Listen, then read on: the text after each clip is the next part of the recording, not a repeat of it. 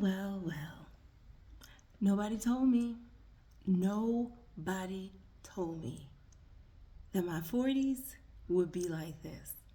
I mean, I would love to say I came in prepared because everybody who knows me know that I love to organize and be prepared, but nobody prepared me for my 40s, for my midlife situation. And I just want to share this with you. If you guys have some time, I want you to just pull up a cup of coffee, sit in a chair or a couch, and I just want you to listen. My name is Denise, and I am in my 40s. And I tell you, the last 2 years, it has not been a walk in the park. And I was just trying to figure everything out because no one told me that when I got in my 40s that I would crisis is not the word. I've heard of midlife crisis.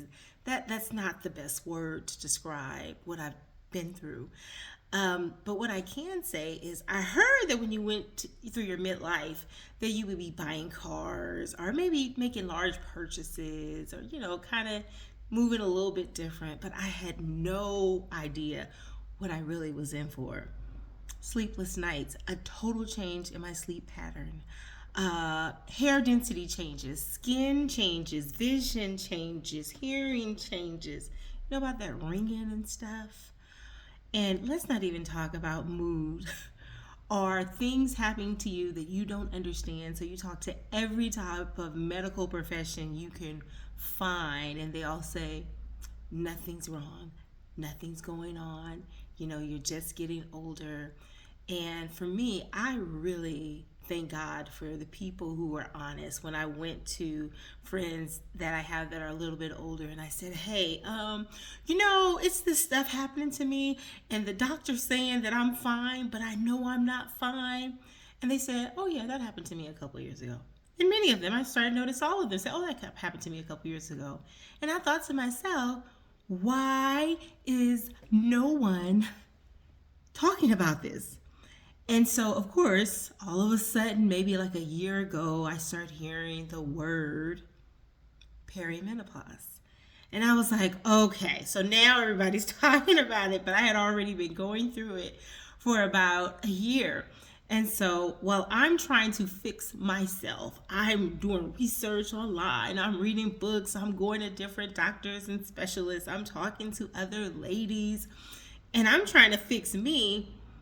I had a sister who was listening to me. I'm sure she was sick of listening to me, but she was listening to me, and she kept encouraging me to drink tea. And I was like, I'm a coffee drinker. Anybody who knows me knows that I am a coffee drinker, and I like strong coffee, and I like it a lot. But every time we would get together, she said, "Let's go for tea." And we would go to different tea houses, and she would bring over bags of tea for me. And I'm just like, why is she trying to get me off of coffee? I didn't see the point, especially because I was going through so much at the time. And little by little, she just kept saying, "Have you drank this tea? Have you tried this tea? Have you tried this tea?" So all of a sudden, I started drinking tea.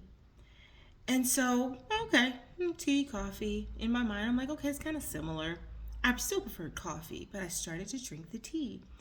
So what she did was, one day she came over and she had this big old bag of stuff. And she started unpacking all this stuff. I had no idea what she was doing. And she said, "You ready to have some tea?" And I was like, "Sure." I'm starting to get used to it now, right? And then I sat down, we talked, and I drank some tea. But I noticed I was really calm. And I said, "Well, what kind of tea is this?" And she said, "It's my tea." I said, "What?" So this whole time that I am complaining and driving everybody else crazy, trying to fix me, my sister was not only thinking about me, but other women. And she created a tea, a calming tea, hot tea, I'm assuming, maybe. And now it's going to be available on National, no, what is it? International Tea Day, May 21st.